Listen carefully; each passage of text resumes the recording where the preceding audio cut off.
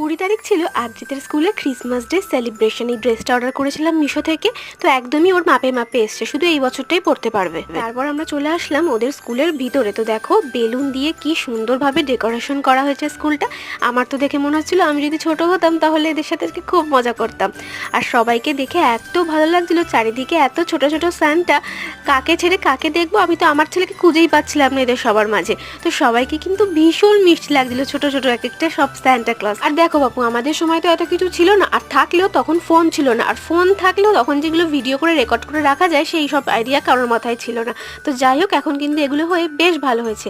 ওদের এই সুন্দর সুন্দর মুহূর্তগুলো আমরা ক্যামেরা বন্দি করে রেখে দিচ্ছি, ওরা যখন বড় হবে ওদেরকে দেখাবো। তো এইভাবেই ওরা স্কুলে সেলিব্রেট করলো ক্রিসমাস ডে সবার সাথে।